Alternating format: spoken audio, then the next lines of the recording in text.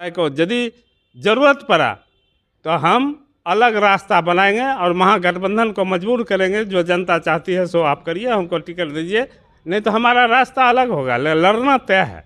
इसको घोषणा मानना जाए क्या? बिल्कुल। हमारा कम्युनिस्ट पार्टी का क्या है? कम्युनिस्ट पार्टी का जो भी कम्युनिस्ट पार्टी के सूरज बाबू के बाद नए लोगों का किसी वर्ग का जुड़ाव नहीं रहा इस पार्टी से। एक हो गया जो भी लीडर है वो सब चमन परास खाए के खाली सांस उसका चलता, उसमें कोई जान नहीं है, इसलिए लड़ेगा कौन? लड़ने वाला लोग है नहीं। लेकिन चमन परास खोल के पहलवान बनने तैयार है तो बनने दीजिए।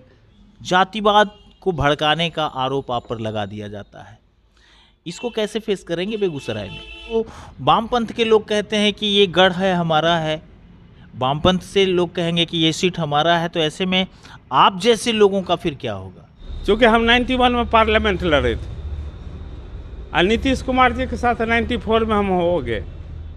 हमारी उम्मीद थी जो लोकसभा का चुनाव होगा तो नीतीश जी हमको पार्लियामेंट के टिकट देंगे। बेगूसराय का जो विकास का मुद्दा होना चाहिए। रामबदन राय तो चुप रहने वाले लोग नहीं थे, फिर इतने दिनों तक चुप क्यों रहे?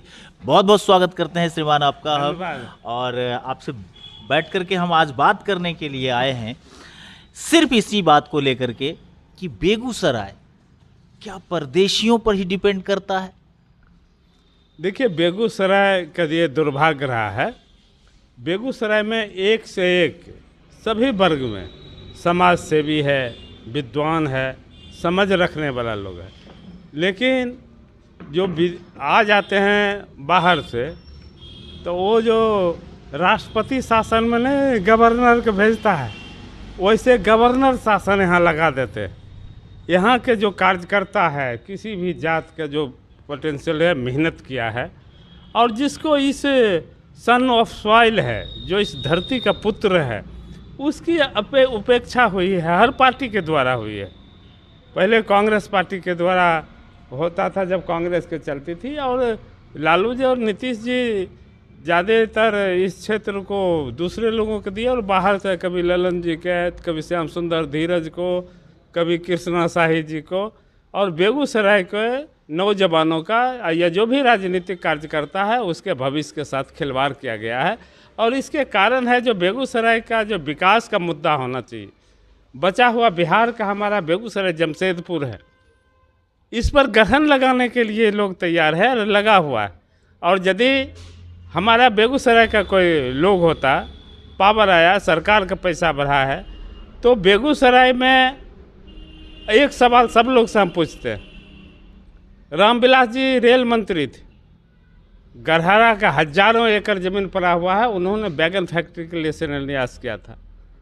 और यदि बैगन फैक्ट्री हमारा बन जाता तो बछवाड़ा से लेके जो बरौनी का इलाका, गरीबों का इलाका है, सारे को रोजगार मिलता। लेकिन उसको तोप दिया गया, भारत सरकार में मंत्री बने।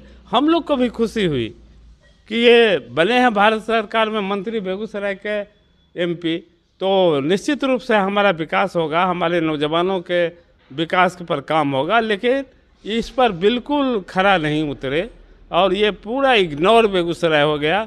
हर एमपी अपने जिला के लिए काम करता, अपने क्षेत्र के लिए काम करता, लेकिन दुर्भाग्य है कि जो बाहरी लोग आए, कभी बेगूसराय को के लोगों ने अपना समझा, और जो जीत के आए बस जीतने भर से मतलब रहा, उनको बेगूसराय के लोगों को बेगाना बना के छोड़ दिया। रामबदन राय तो चुप रहने वाले लोग नहीं थे, फिर इतने दिनों तक चुप क्यों रहे?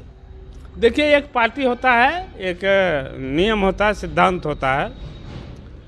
हम लोग पहले भी जो ऊपरी स्तर पर हम लोग विरोध करते रहे, हर बार विरोध करते रहे। चूँकि हम 91 में पार्लियामेंट लड़े थे और नीतीश कुमार जी के साथ 94 में हम हो गए।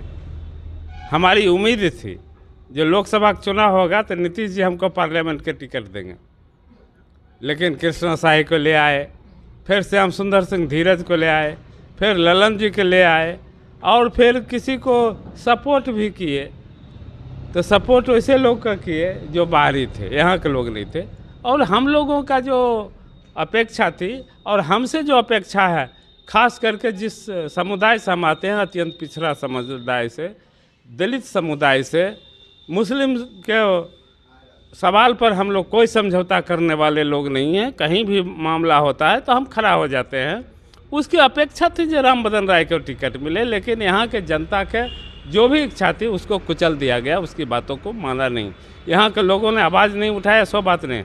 जो लीडरशिप है वो लीडरशिप के माध्यम से ये काम हुआ है, जिसका कारण बेगूसराय के लोगों की उपेक्षा हुई है। 2024 में क्या लग रहा है 2024 में बेगूसराय के परिप्रेक्ष्य में? नहीं, बेगूसराय के परिप्रेक्ष्य में 2024 में जो आ रहा है, जो लोगों को लोग एक ही बात हमसे कह रहे हैं, जो कमज़ोर वर्ग के लोग हैं, पिछड़े समुदाय के लोग हैं, कि आप बेगूसराय के नहीं छोड़िए, जिस भी हालत में है आप यहाँ से चुनाव लड़िए।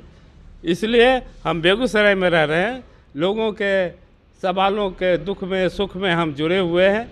और 2024 आ रहा है, हम लोग ये चाहेंगे कि महागठबंधन राम बदन राय को उम्मीदवार बनावे। जनता के इच्छा के मुताबिक आप बनाइए। कोई मेरा मामला व्यक्तिगत नहीं है। जो कमज़ोर वर्ग है, यहाँ दलित है, पिछड़ा है, अब यहाँ का हालात है, जब भी आता है जिसको एमपी बना दिया, किसके सहयोग से एमपी आया? यदि दंगा या फसाद के बात यहाँ हो रहा, वातावरण दंगा कराया गया, हिंदू मुस्लिम के एकता को तोड़ने की बात हो गया। जो सांप के अंदर में जहर है, उस जहर में हम भी सहयोगी हैं। हमारे समर्थन से वो जहरीला सांप इस पार में आया है और अभी एमपी बना हुआ है। हम लोग समर्थन किए थे ना, जदयू के समर्थन से बना, तो कहीं न कहीं दोषित हम लोग भी हैं। अरे उसमें भी कोई प्रोग्रेसिव दिमाग के लोगों को। श्रीमान, आपको लगता है कि बेगूसराय में महागठबंधन से अगर सीट मिलती है तो यहाँ तो वामपंथ के लोग कहते हैं कि ये गढ़ है हमारा है, वामपंथ से लोग कहेंगे कि ये सीट हमारा है, तो ऐसे में आप जैसे लोगों का फिर क्या होगा? देखिए, आपके दादा के नाम से जो जमीन होगा ना खतियान में दर, आपके पिताजी बेच लेंगे ना, तैयो खतियान में नाम रहबे करे। इसलिए वो कहता है जी हमारा कम्युनिस्ट पार्टी का है। क्या है कम्युनिस्ट पार्टी? जो भी कम्युनिस्ट पार्टी के सूरज बाबू के बाद नए लोगों का किसी वर्ग का जुड़ाव नहीं रहा इस पार्टी से। ये हो गया। जो भी लीडर है वो सब चमन परास खा के खाली सांस उसका चलता, उसमें कोई जान नहीं है। इसलिए लड़ेगा कौन? लड़ने वाला लोग है नहीं। लेकिन चमन परास खोल के पहलवान बनने तैयार है तो बनने दीजिए। जब हमरा एक सीट चाहिए तो बेगूसराय चाहिए, तो बेगूसराय का कोई चरागाह नहीं है, जो आवेगा वो चढ़ के चल जाएगा। इस बार मजबूती से हम खड़े हैं। इन केस अगर ऐसा ही हो गया जैसे होते आ रहा है, तो फिर ऐसी परिस्थिति में जो हजारों लाखों लोगों की भावनाएं आपके साथ जुड़ी हुई है, उनका क्या होगा? ऐसा नहीं होगा। ऐसा होगा तो लोकतंत्र में रास्ता खुला हुआ है। राम बदन राय सेकुलर पिछड़ा हो, जो सेकुलर मिजाज के लोग हैं, जो अति पिछड़ा है, जो दलित है, बेगूसराय के आन बान किसान के लिए, मजदूर के लिए राम बदन राय को यदि ज़रूरत पड़ा तो हम अलग रास्ता बनाएंगे और महागठबंधन को मजबूर करेंगे। जो जनता चाहती है सो आप करिए, हमको टिकट दीजिए, नहीं तो हमारा रास्ता अलग होगा। लड़ना तय है।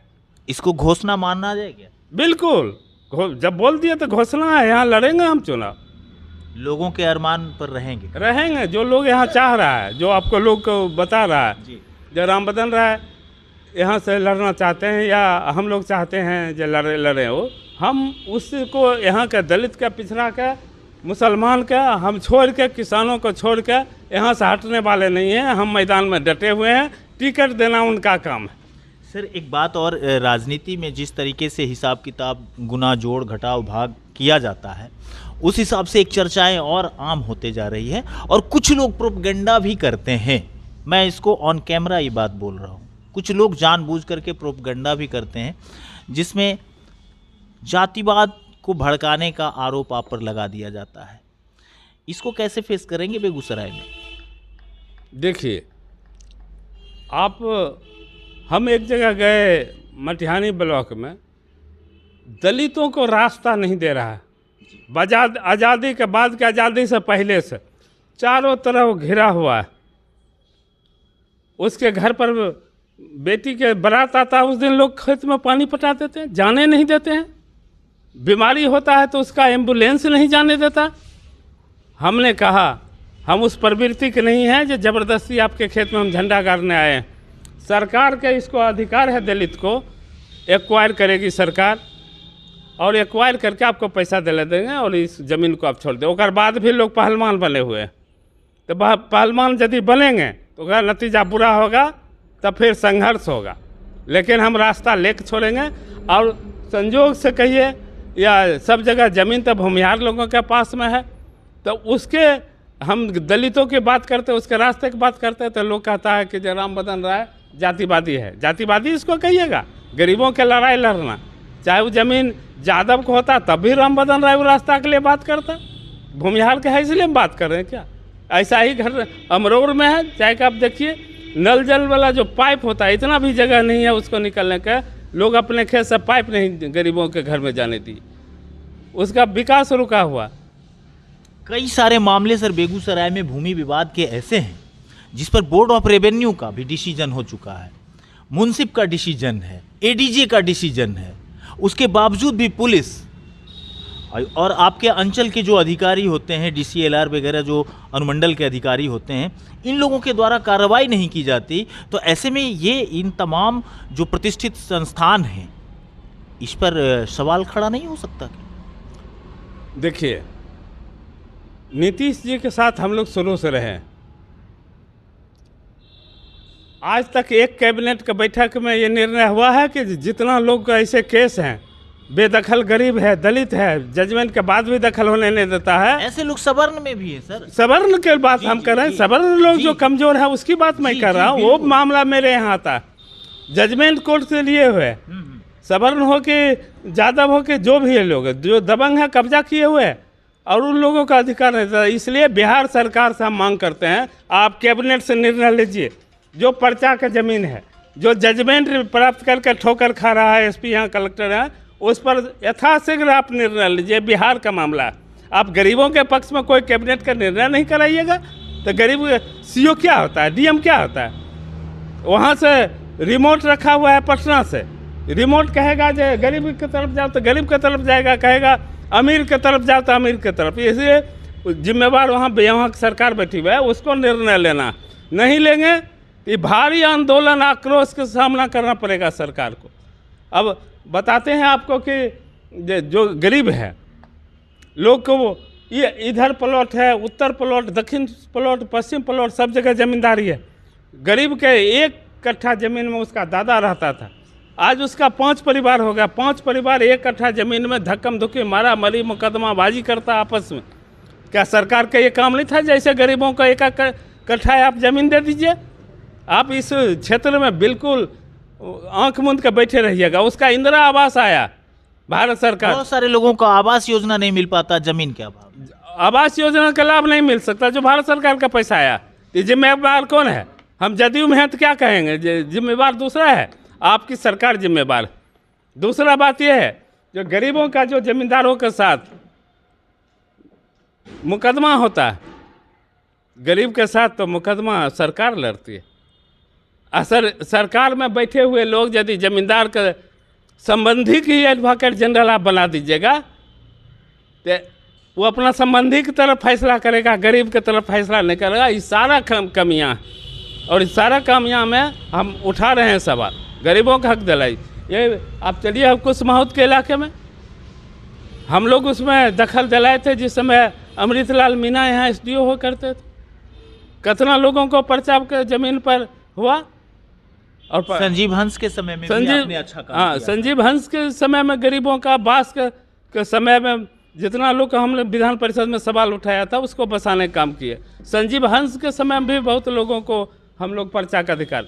उसके बाद आप कोई गरीबों के सवाल पर आप समीक्षा नहीं करिएगा, आपको अफसर बना देगा कैबिनेट से, उसको रोज पास करिएगा। आपको अपना है जो गरीब का जो ये समस्या है, ये लाओ प्रस्ताव, ये मुख्यमंत्री कहेंगे तब जाएगा प्रस्ताव। अफसर क्या काहे के लिए देगा गरीब के सवाल? कौन जिम्मेवार है जो लाखों परिवार वंचित रह गया इंदिरा आवास से, आवास योजना से, जमीन के अभाव में, जमीन के अभाव में रह गया? ये कोई बर्दाश्त करने वाला बात है कि गरीबों का हक में फैसला नहीं होगा तो हम आवाज़ उठावेंगे, चाहे किसी को अच्छा लगे बुरा लगे। मतलब आप ये कह रहे हैं कि हम उनके साथ हैं जिनके साथ नाइंसाफ़ी हो रही है? हाँ बिल्कुल, हम गरीबों के सवाल पर, दलितों के सवाल पर, भूमिहीन के सवाल पर रास्ता के सवाल पर हम जिस किसी से भी लड़ना पड़ेगा हम लड़ेंगे, हम चुप नहीं बैठेंगे। और सरकार को भी कहेंगे इसको न्याय दिलाइए, नहीं दीजिएगा। दलितों का रास्ता देने का अधिकार है, उसको कैबिनेट से पास है, वहाँ होगा। अब कैबिनेट से कानून पास है, पैसा भी अलॉट है, और जो करने वाला एजेंसी है चाहे डीएम हो या सीओ हो नहीं करते तो हम आवाज़ नहीं उठावें क्या? ये बहुत बड़े पैमाने पर परिवार बढ़ा है। अब हर गांव में ये समस्या है, गांव में समस्या है। बहुत तरह का काम आप कर रहे हैं। कौन काम कर रहे हैं? Irrigation department. इरिगेशन डिपार्टमेंट नया बांध कोनो नहीं बन रहा, उसी बांध के बालू छीट के बिल निकाला जा रहा है, कोई काम नहीं हो रहा, पैसा का दुरुपयोग हो रहा है। इसलिए हम चाहेंगे या हम ऐसी सरकार के कल्पना करते हैं आने वाले दिन में जो दलित और पिछड़ों का, गरीबों का सवाल उठावे। खाली रिकॉर्ड नहीं बनावेंगे हम इतना दिन बन गए मुख्यमंत्री, इतना दिन प्रधानमंत्री बन जाए। गरीबों के सवाल पर आपकी योजना क्या है महागठबंधन? ये डिक्लेयर करिए जनता का, गरीब दलित पिछड़ों के बीच में महागठबंधन की सरकार बनेगी तो गरीबों को बेरोजगारी दूर करेंगे। बेरोजगारी दूर हुआ क्या? आपको उदाहरण, कैबिनेट की पहली बैठक, आपको उदाहरण बताते हैं। आप प्रैक्टिकल लोग हैं, नीचे के लोग हैं। ई रिक्शा चल रहा है, क्या गरीब जो चलाता है उसका ई रिक्शा है क्या? वो खरीदा है क्या? माफिया लोग, पैसा वाला लोग खरीद लिया है, 700-800 रुपया प्रतिदिन उससे लेता है। इस हालत में भी नहीं है गरीब की जो 1.5 लाख अपन खरीद ले। माफिया के यहाँ चलाता है, कोनो दिन बचता है तो घर ले जाता है बेचारा, नहीं तो नहीं ले जाता है।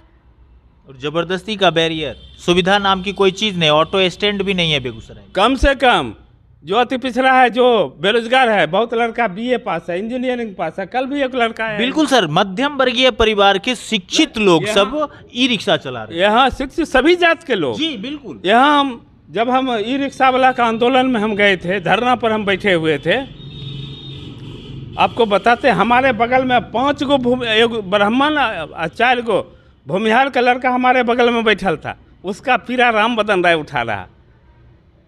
इसलिए कोई जात के ये लड़ाई नहीं है, गरीबों की लड़ाई है। और ये हम कहते हैं आप सर्वे कराइए, आप 4000 करोड़ रुपया गया गंगा जल ले गए। जो गंगा बह के समुद्र में जाती है वही गंगा है, और कोई 1 लोटा पानी ले कहीं चला जाएगा तो गंगा जल नहीं कहलाता, वो पानी हो जाता है। तो आप ऐसे तमाम लोग को 1.5 लाख में 2 लाख में जितना लगे, कम से कम 1 लाख बेरोजगार को आप कम से कम 1 लाख 1.5 लाख ई रिक्शा, चाहे ई रिक्शा, छोटा मोटा दुकान खोलना चाहे तो छोटा मोटा दुकान खोलने के लिए आप पैसा दे दीजिए, हमारा प्लान रुक जाएगा। प्लान हमारा जारी है, हमारा लोग सब राजमार्ग। आप रिकॉर्ड क्या बता रहे हैं जो 17 वर्ष हम मुख्यमंत्री रहे? हम इसको कुछ नहीं मानते जब तक कि हमारा गरीब का प्लान नहीं रुक जाएगा। हम अति पिछड़ों का प्लान नहीं रुकेगा, दलितों का प्लान नहीं रुकेगा। सर एक बात बीच में रोकने के लिए हम क्षमा चाहेंगे आपसे। ये कह रहे थे कि जो परिस्थितियां हैं बेरोजगारी को लेकर के, सरकार ने कहा कि 10 लाख रोजगार हम देंगे, भाजपा की सरकार ने कहा कि हम 2 करोड़ रोजगार देंगे। ये लोग अपने कहे गए वादे पर खड़े नहीं दिखाई पड़ते। लेकिन सर एक व्यवस्था तो दी ही जा सकती थी, जो लोग जिस भी उद्योग धंधा में जहां भी काम कर रहे हैं, आपने पंचायत में आरटीपीएस काउंटर खुलवाया, उस काउंटर के माध्यम से पंचायतों का लिस्ट आप नहीं बनवा सकते थे क्या? और इन सारे तमाम लिस्ट को लेकर के बिहार सरकार एक अलग से अपनी कंसल्टेंसी खोल करके अगर इनको जो जहां काम कर रहे हैं वहीं पर उसी उद्योगपतियों से बात करके अपने द्वारा अगर ये भेजते तो उन गरीबों को सैलरी स्लिप मिलता, जिसका बहुत बड़ा फायदा बैंकों से लोन लेने में भी उन्हें राहत महसूस होती, उन्हें वो चीज़ मिल सकता था और एक बड़े स्तर पर करोड़ों में लोगों को रोजगार दिया जा सकता था। कोई जरूरी नहीं है कि सरकारी जॉब ही रोजगार होता है। देखिए, नीयत साफ होना चाहिए। यदि 1 लाख लोगों को 10,000 लाख की बात करते हैं, मान लीजिए अति पिछड़ा गरीब जो ई रिक्शा टाइप के लोग हैं, जो मजदूरी करने वाला लोग है, उसको ख़त्म करिए तो आप बैंक गारंटर हो जाइए ना। सरकार बैंक गारंटर हो जाएगा, सबको खरीद के दे दीजिएगा को। काहे बैंक दौड़ेगा? बैंक दौड़ता है तो क्या होता है? बैंक में सब्सिडी मिलेगा तो आधा हमको दे दो, सब्सिडी देता है तो बैंक वाला आधा ले लेता है। इसलिए गारंटर आप बनिए, उसको दे दीजिए। कई तरह के जो समस्या है गरीबों के बीच में पता, गरीब होते जा रहा। इसलिए कि जो ठाकुर है उसका पुश्तैनी पैसा है, उसको भी 5 लाख रुपया आप दे देते तो वो एगो अपन सैलून खोलता, हाईटेक सैलून। भूमिहार लोग इस रोजगार को ले लिए हैं, दूसरे लोग ले लिए हैं, जो गरीबों का रोजगार था। लकड़ी मिल कौन चला रहा, पलंग बनाने का काम कौन कर रहा, ये बरही लोगों का। पूंजी का अभाव में पूंजी वाला लोग खोलता है, ये भर दिन लकड़ी के छिलने का काम करता है। हम गरीबों को सशक्त बनाना चाहते हैं, पिछड़ों को सशक्त बनाना चाहते हैं, ताकि उसके पास पूंजी है। कौन करेगा पूंजी? पूंजी सरकार गारंटर बन जाएगा तो सबको द्वार पर चला जाएगा। आप कहते हैं बैंक जाओ, अब बैंक में उसको 3-3 साल 4-4 साल 5-5 साल और बाद दलाल लगता है, कहता है इतना सब्सिडी मिलेगा तो इतना हमको दे दो। मजबूर बेरोजगार उसको देता है, उसको कोई लाभ नहीं मिल रहा है सब्सिडी।